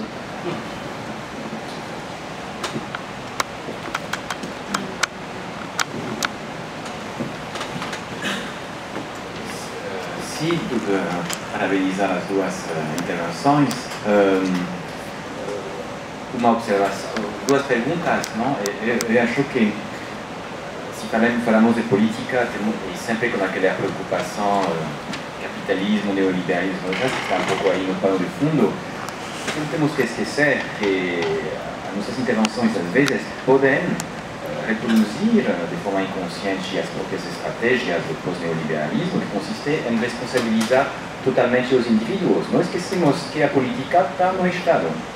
Agora, os indivíduos têm que fazer tudo, não? Se politizar, inventar novas formas de politização fora do Estado. Mas o problema é o Estado. Não o Estado em si, mas a gestão das políticas públicas. Não esquecemos, vendo as tendências do futuro, que Piketty apresentou perfeitamente no Capital no século XXI, as desigualdades são as desigualdades do mundo, no Brasil, na França, na Europa, nos Estados Unidos, são desigualdades do século XIX. A tendência é aquela. Os dados são simples. Por exemplo, no Brasil, dados da Fazenda, 5% dos mais ricos detêm 45% da renda nacional. 10%, 5%, 50% nos Estados Unidos. Quase o mesmo, 30% na França. A tendência é essa. Acho que é muito importante, sim, repensar nossa forma de estar na cidade, nos seus instintos, mas não esquecer que a política está no Estado, nas políticas públicas. E a política está ali, na arena, nos representantes, não? E não desistir também dessa maneira. Não? Porque percebemos que já é um câncer que está ali e não podemos curar. Não, acho que é compatível. É compatível. Não? Porque você está dizendo junto com ser cidadão. Porque não vimos para ser cidadão. Também, a cidade é ser cidadão. Acho que isso é importante. E ser cidadão, ali pensei. Eu, quando vi as fotos terríveis que você mostrou aí do Paris, pensei, Tânia, acho que os parisinos aí precisam de alguns abraços. Não, e sabe que agora você performa sem fronteiras, vai ser ir na França, para Bruxelas. Porque aí vem, não, mas era bem chamativo, você falou perfeitamente corpos que circulam, mas não se abraçam. Não, acho que aí viveram um trauma. Vai ficar, acho que os franceses estão precisando de toi, não? Necessitam aí, não? É óbvio, aí fica muito duro. Aí, não? E aí, acho que aí se reintroduz o que você estava falando, a política de afetos, nesses abraços ou outras coisas, acho. Não sei, são perguntas, observações. Eu quero só acrescentar que de lá eu acompanhei pela internet uma falsa polêmica, ao meu ver, entre Mariana versus Paris, né? Porque de fato a imprensa deu mais foco para Paris durante a semana do que para a catástrofe de Mariana. Mas é um pensamento muito redutor e também simplificador ficar fazendo esse tipo de né? Um pensamento do ou você pensa no Brasil, ou você pensa nas vítimas de Paris. É evidente que a situação é complexa. A França não é inocente, ela está participando de uma política muito complicada na Síria, em vários massacres lá que não aparecem na mídia. mas a ideia de que o complexo exige também uma abordagem complexa, e não uma abordagem simplificadora e reducionista. Sim, acho que é muito importante e interessante isso que você está trazendo. Ao mesmo tempo é uma questão muito contextual, eu vejo, porque eu morei 27 anos na França e por mais que tem dificuldades e tem tudo que a gente sabe, mas eu tinha uma certa fé no Estado, nas políticas. Eu tinha um certo... podemos agir também nesse nível e tal. Isso foi mudando morando aqui, porque é desesperador aqui, eu acho, muito. Porque você tem a impressão que, primeiro, que a mídia afasta totalmente você de alguma... né, os processos de espetacularização, de tudo mais, e tem uma impunidade, tem uma corrupção, tem tantas coisas que te jogam no lugar de, tipo, o que eu posso fazer? Parece que as pessoas continuam lá, e aí vai dar umas férias e volta. Parece uma...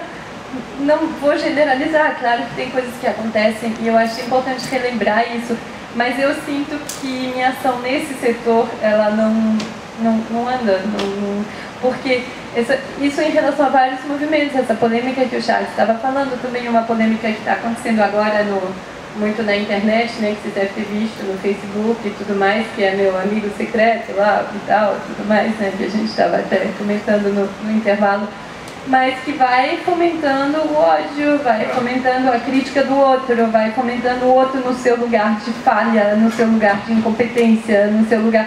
E não assim como podemos aprender juntos, como podemos nos colocar no lugar de aprender uns com os outros, né? Então, assim, essa abertura da política, do diálogo, enfim, acho muito importante lembrar e confesso que eu me sinto... não sinto que eu consigo fazer algo nesse nível aqui, pelo menos, assim, porque você vai numa manifestação, você apanha, você mostra um cartaz, você é preso, é difícil, né? Tá difícil, assim, eu acho.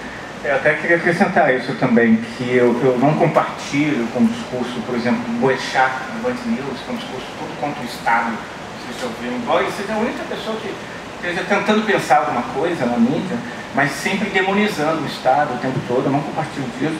Mas, por outro lado, eu acho que a gente vive uma época que a gente precisa juntar política com estética, criar outros caminhos de protesto, de questionamento, que não passam mais necessariamente pelo Estado.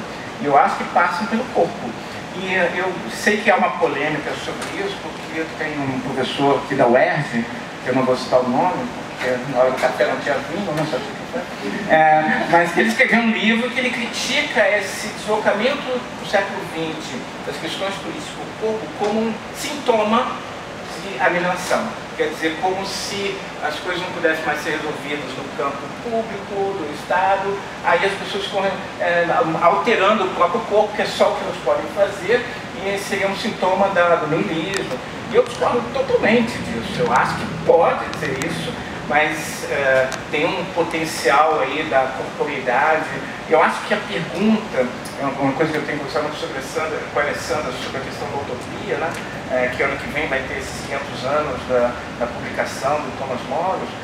A pergunta agora muda um pouco, a gente não é só mais qual a cidade que eu quero no futuro, mas a pergunta tem que ser assim, qual o corpo que a gente quer para a gente no futuro?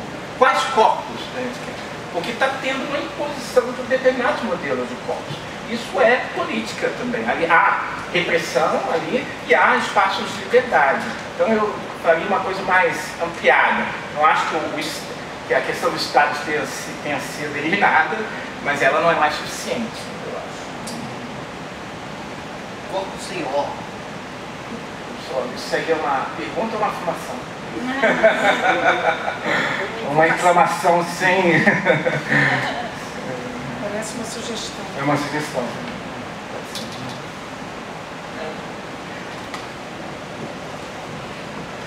Isso é uma boa sugestão, porque tradicionalmente sempre teve uma relação entre cidade e corpo. A própria questão da república, a interpretação que o Platão dá à cidade justa é baseada num modelo específico de corpo, que é a ideia do organismo. O organismo é quando todas as partes estão fazendo o seu papel e o todo funciona bem. E a cidade tem que ser, a cidade justa tem que ser assim. Quando ele expulsa os poetas, ele vai dizer que os artistas surgem na mesma lógica que eles podem imaginar na visão da medicina como um câncer. São pessoas que todo mundo já está com as suas necessidades atendidas, você tem pão, tem um padeiro, você tem professor, você tem um guarda, e aí tem uma galera que está sobrando e que não tem nada o que fazer, porque tudo já está sendo atendido. Aí o Platão disse, essa galera que não tem mais nada o que fazer, porque tudo já está sendo feito, vai fazer algo que não serve para nada, que é a arte. E isso que não serve para nada é perigoso para essa lógica do organismo da cidade. Eu acredito que uma política pop deveria pensar a cidade como um corpo sem órgãos, e não como um corpo como organismo. E tem também o rizoma. E como rizoma também. E só uma última observação, desculpa. Eu acho que esse cara, o mais terrível que seja esse cara da mesquita, ele está certo, a música é perigosíssima. A atitude dele é terrível, mas ele é perspicaz, ele está sacando que tem uma ameaça na arte. Eu tenho mais medo de quem não tem medo da arte, vamos dizer assim. Ou quem quer cobrar da arte um imposto de como é que se chama isso nos projetos de não sei o que social, como é que é? Contrapartida social. Fazer a arte, domesticar a arte, fazer a arte trabalhar o bom funcionamento do estado de coisas. Acho mais, por incrível que pareça, paradoxal, mais instigante que se assuma que se tem medo da arte. Eu acho que quem tem medo da arte percebeu o que é arte, o que está em jogo na arte. Então, queria fazer uma pergunta para o Charles. Primeira coisa, uma pergunta, questão de terminologia, quando você fala de transversão, eu queria saber se você pensa transversão como possibilidade de linha de fuga, pensando na linguagem do Deleuze. E aí outra coisa que eu queria falar era uma consideração, pensando no que você falou da questão do amor, esse problema do amor, esse amor que termina, esse amor que acaba. Eu tenho para mim que a gente costuma pensar o amor sempre como um amor romântico, esse amor mítico, né, que o Gabriel vai falar, o ideal de amor mítico na Revolução Popular e tal. E eu me pergunto se talvez o amor que a gente devesse pensar para a política, o amor, a gente pode, seja um amor mais imbuído de logo, seja talvez um conceito de amor incondicional, que é usado muito no esoterismo, que é usado muito no esoterismo também, em certas correntes. É usado muito no esoterismo, em certas correntes espiritualistas. Um amor incondicional que eu acho que tem a ver, aí a Tânia pode falar, com o que você fala de tocar o outro, estando realmente em contato com o outro, e aí uma provocação, pensando na sua fala no Unirio, talvez tenha a ver com uma certa presença, um amor que talvez tenha a ver com presença ou não, e aí não sei. E a outra coisa que eu queria falar, só pensando em mídia, né, vocês falaram sobre mídia agora, eu fico pensando se a mídia talvez não seja a droga do medo que Platão quer na República. É capaz de provocar o medo. Justamente isso. Quer conversar? Então, transverter talvez tenha a ver com linha de fuga. Eu consigo dar um exemplo, é difícil, sempre perguntam isso, mas nessa questão sobre o belo e feio, porque esse estudo se desenvolveu a partir de uma pesquisa que eu tinha sobre representações da feiura na história da arte. Eu sou o segundo maior especialista em feiura do planeta, só tem dois, o outro é Humberto Eco, mas a ideia que ficou muito clara para mim é que teve todo um movimento de, primeiro, de exclusão do feio, o feio é que é de mais, o que é de menos, que rompe lá com o esplendor da beleza, e tem um momento em que o feio vira paradigma, que o feio vira moda, e que já lá com Oscar Wilde, com Baudelaire, As Flores do Mal, e para mim fica muito claro que, especialmente o Baudelaire, né, que é uma inversão, o cara está contra Deus, Satanás, contra a luz, as trevas, e vai fazer um poema sobre o cadáver e a decomposição, que de alguma maneira toca de novo em Antígona, e que vai desembocar nos desenhos animados, tipo Shrek e Monstros S.A., em que essa inversão do herói, né, que vira o feio. E a minha ideia era que conseguia fazer uma coisa que não fosse só a inversão. E aí eu consigo ver uns exemplos. Eu acho que, por exemplo, Clarice Lispector, na Paixão Segundo GH, ela faz uma transversão do belo e feio. Ela não está falando do belo e feio não na lógica hierárquica tradicional, nem num elogio do feio em oposição ao belocentrismo. Ela explode isso. Faz uma coisa... Quando eu falo linha de fuga, eu penso justamente essa é a ideia. Essa possibilidade de coisa que transborda o segmento. Exatamente. Né? E aí, para mim, para a pergunta, é como fazer isso nessa oposição entre afeto e política. Eu concordo com você nessa visão do romântico. Eu fiquei só pensando que talvez uma ideia de pensar a amor, que é uma das ideias que eu quero apresentar, não como instituidor de comunidade, que é o que a gente costuma pensar. E eu acho também que todas as críticas que são feitas ao amor é porque a razão olha para o amor e fala: ih, não sou eu. Eu quero ser eterna, e ela não é. Eu planejo, e é imponderável. Eu estou com o controle, e não tem controle algum. Ele fala: não gostei, não sou eu. E é uma crítica que não tem que ser questionada, né? Mas eu diria que talvez um caminho fértil, não sei se o amor incondicional, uma coisa que você pensando, seria pensar o amor como instituidor de pluralidade, não de comunidade. Para essa ideia romântica de que quando a gente ama alguém, a gente vira um com essa mesma pessoa, que é impossível, mas a ideia de que a gente se pluraliza, né? E que o legal do amor é virar 2, 3, 4, muitos. E aí eu acho que tem uma possibilidade de uma dimensão política. Eu acho muito interessante essas questões que você trouxe a respeito do amor, porque quando o Charles estava falando, isso é legal nesse curso que a gente está dando junto, porque ele fala: nossa, será? E a gente vai se repensando o tempo todo. E eu estava pensando nisso, eu acho que essa coisa do amor, ele depende muito de onde você se situa, porque ele depende de que energia você está agindo e está se movendo. Então, deixa eu tentar ser mais clara com isso.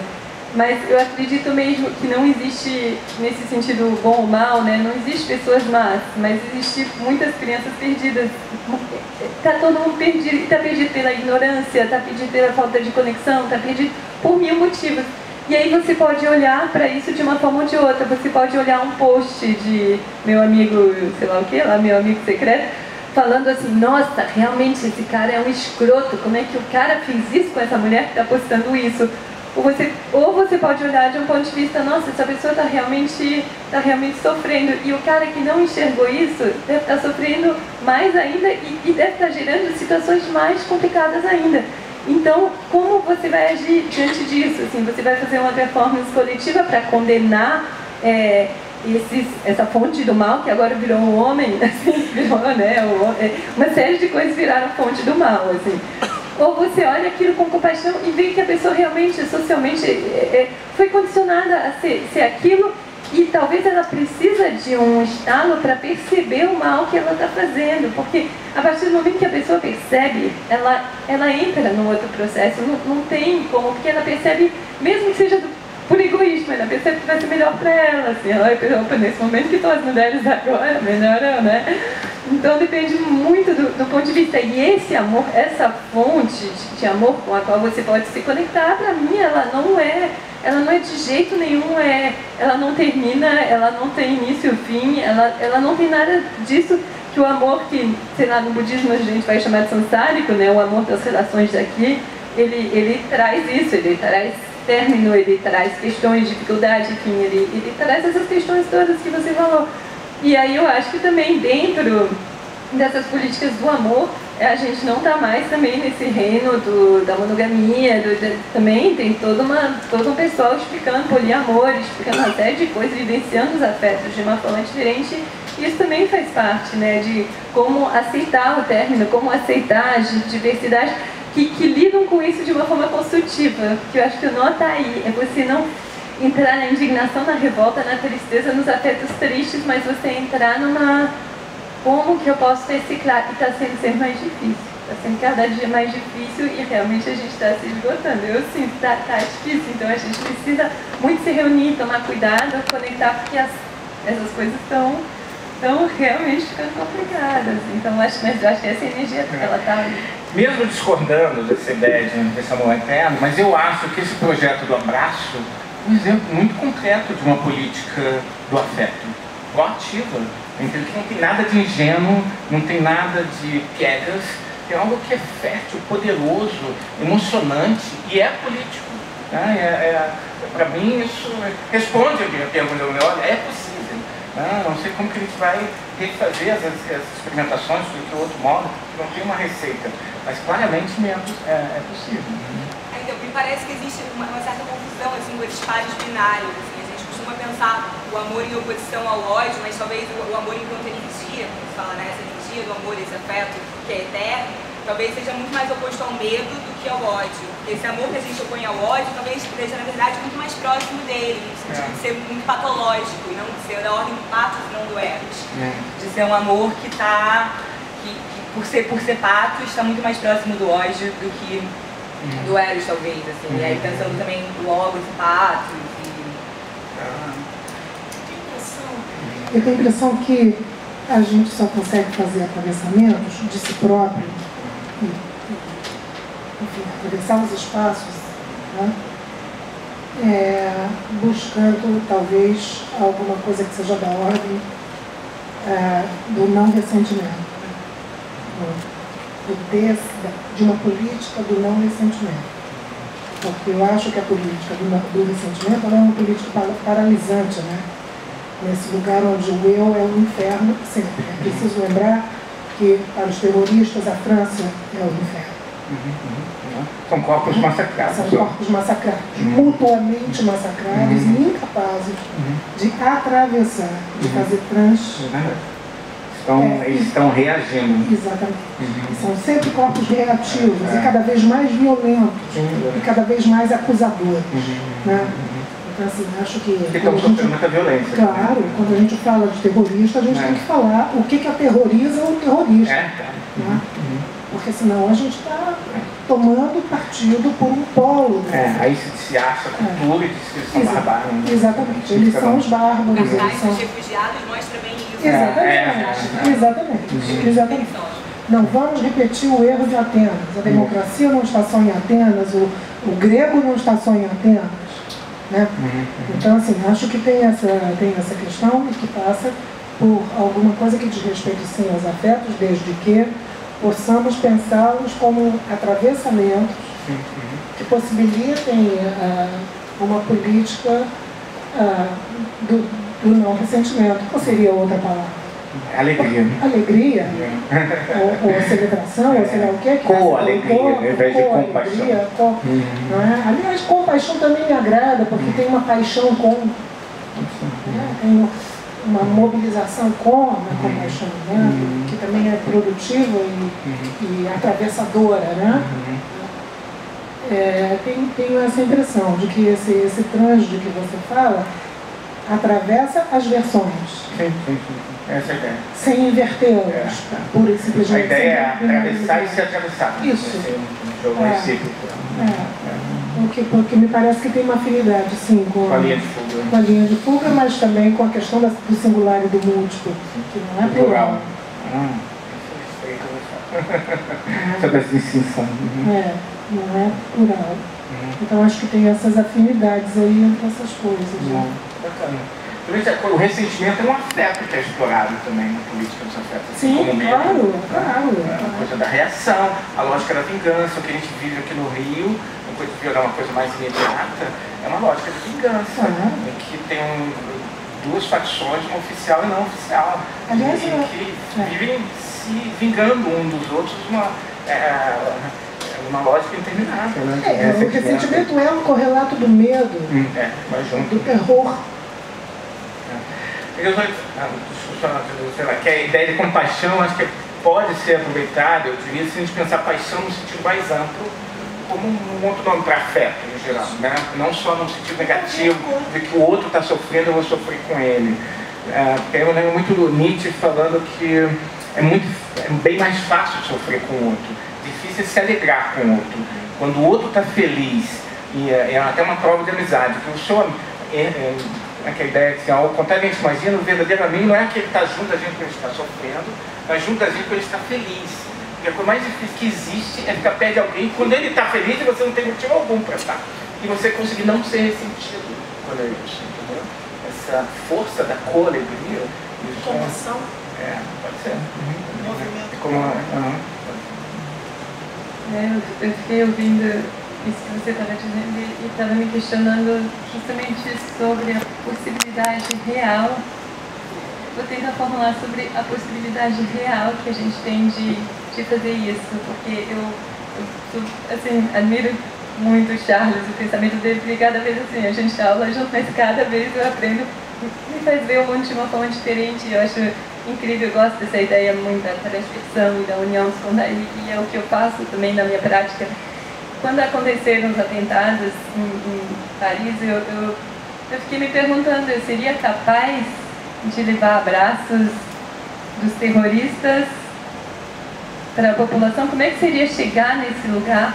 Como é que seria? E eu confesso que eu acho que eu não consigo. Só que aí eu não sei se eu entro num embate, num limite meu mesmo, ligado ao medo de uma espécie de força que não raciocina, que não... Assim, estou bem distinguindo, não estou falando de imigrantes, estou falando de terrorismo de jihadistas. Eu não seria capaz, eu acho. Eu consigo intelectualmente entender que não é, que são pessoas também da classe média e tudo mais, que foram formadas, indoutrinadas e tal. Mas no ponto que elas estão agora, eu confesso uma incapacidade minha de chegar nesse lugar. Talvez eu venha aprender, talvez eu consiga realmente, mas por enquanto esse lugar eu acho ele muito assustador, muito, porque ele entra num lugar que aí eu achei ele muito difícil de se adentrar. Não é uma tragédia natural, uma tragédia humana.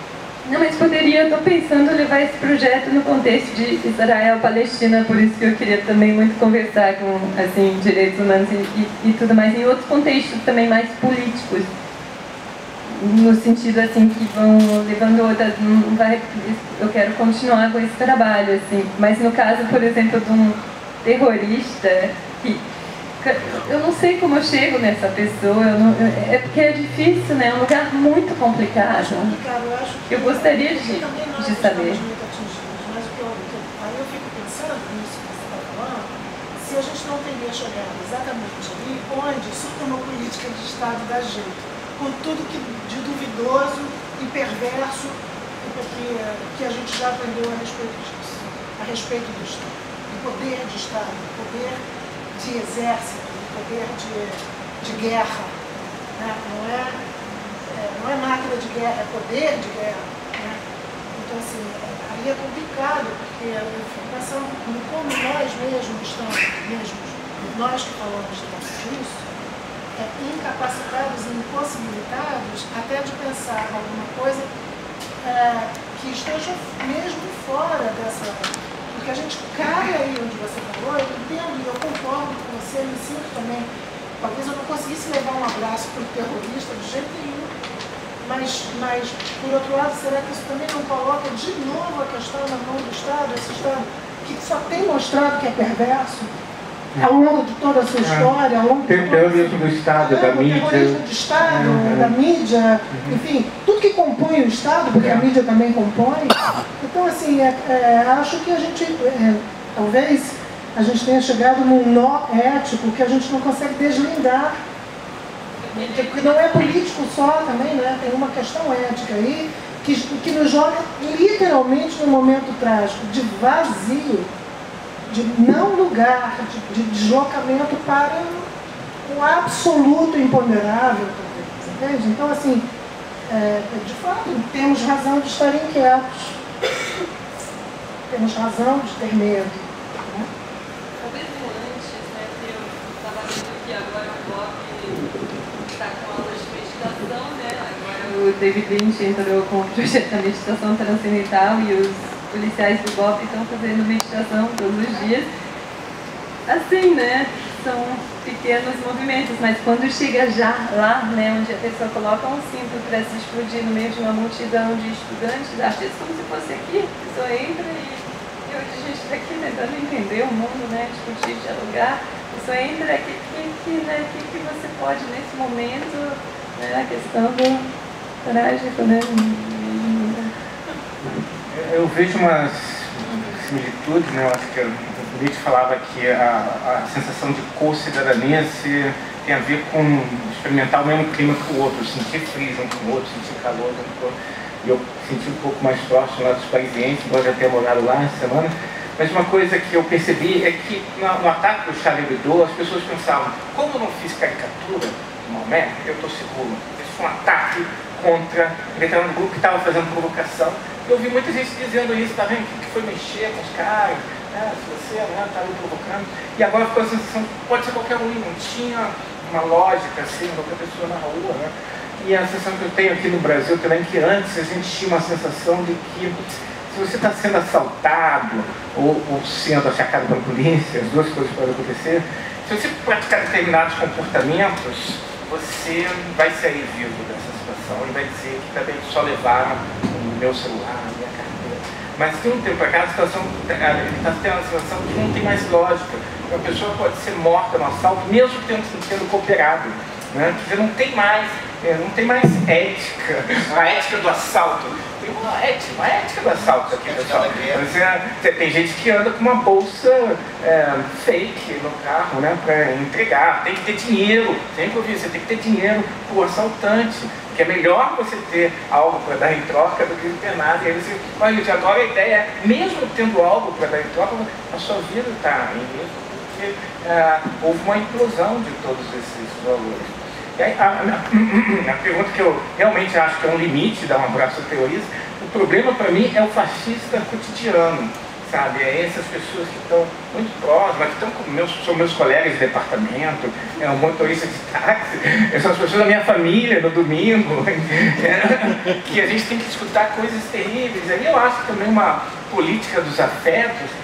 Isso é na minha colega Márcia Tiburi, que é filósofa, ele lançou um livro chamado Como Conversar com um Fascista, que eu acho bem interessante, porque eu nunca achei que fosse possível conversar com o fascista.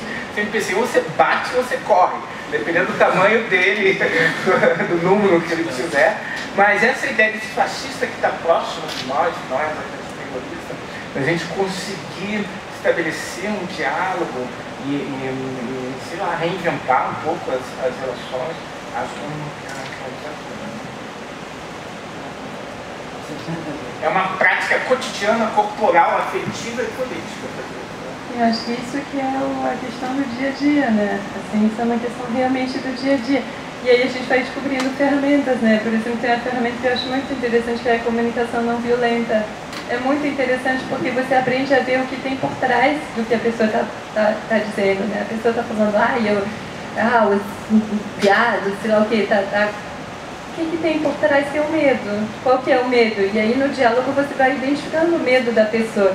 E aí você vai conectando numa esfera que não é a esfera do medo, mas uma esfera de outras possibilidades, e você vai amaciando, né? Eu acho que isso é a ideia dos espiões performáticos, que todo mundo pode ser assim. A gente escolhe umas pessoas no dia a dia e a gente resolve que a gente vai performar só para elas, micro performances, assim, até a gente chegar num lugar diferente. Então, porque se a gente rebate e nega, se a gente fala, nossa, a gente nunca vai ter possibilidade de diálogo, a gente vai reforçar as barreiras e as oposições. Então, né, tentar ver o que tem por trás do comentário do cara no táxi. É o quê? É o medo de perder o emprego, é o medo de não poder sustentar a família. Você consegue conectar com esse medo dele de perder e compartilhar nessa base do medo dele. A partir daí, tentar pensar uma solução em conjunto. Ou então você rebate, né, falando, mas não, imagina, tá tudo ótimo, tá tudo legal, são várias possibilidades. A comunicação não violenta, eu acho assim, uma ferramenta assim, linda assim, de se estudar. Eu só estou no início de estudar isso, então eu não sou uma grande... Mas eu acho que tem lugares no Rio onde você vai, você pratica, você aprende, muda muito o dia a dia, porque eu acho que é nesse lugar que você pode dialogar, talvez não com um terrorista assim, mas pode dialogar também em outros níveis, né? A gente está falando muito, né? Está ótima a conversa, mas tem um horário para terminar aqui. E para agora a nossa são 15h09 e tem horário de fechamento da casa. Queria agradecer ao professor Charles e à professora Tânia pela fala.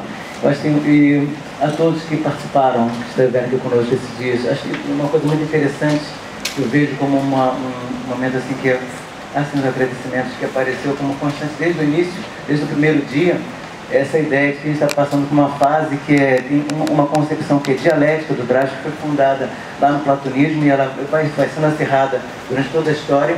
E agora, tem um momento agora que parece que o Charles até citou isso na coisa do trágico da modernidade, como é que esse momento que o trágico se funda na modernidade, parece que a gente está vivendo agora um momento pleno dele, no sentido de que essas dicotomias estão sendo cada vez mais acirradas e cada vez mais a gente pensa, cada vez a gente vivencia essa ideia de uma ausência de fundamento para as coisas, fundamento ético. Né? Então, uma das ideias que o Schelling vai apresentar como fundamento do traje da modernidade é exatamente essa ideia da ausência de fundamento, que Nietzsche vai retomar isso, Heidegger vai retomar também, essa ideia de que, e tem a impressão de que a gente está num momento agora, passando por isso de uma maneira muito acirrada, porque nós temos de um lado um confronto, essas ideologias cada vez mais dicotômicas estão se acirrando no cotidiano, e por outro lado a gente está buscando, né, essas outras práticas que possam mudar um pouco esse pensamento dicotômico, né? Isso é muito difícil, inventar isso é um momento muito difícil, né? Então a gente vive um momento ao mesmo tempo muito criativo nesse sentido, que permite que essas práticas aflorem, né? Como é o caso dessa prática, dessa ação artística, que vai justamente contra, né, uma ideia que é fundamental da tragédia, que é a ideia de você provocar cisão nas pessoas, né? A ideia da catarse, a ideia de você provocar uma cisão interna, uma dor. E essa prática da compaixão que você faz é justamente o contrário disso, né? Você tenta integrar a pessoa, né, de outro modo. Então acho que são alternativas que a gente vai encontrando para sair, né, desse pensamento dicotômico e sair dessa experiência trágica que a gente está passando, que o Nietzsche dizia, né, que ele viu o anúncio de uma época trágica, agora para o século, e a gente já está vivendo isso em vários momentos, né? A gente está passando por isso em vários, a nossa época histórica é muito marcante nisso. Então, enfim, a gente chegou ao final do nosso... Mas olha só, o trágico tem um cômico também.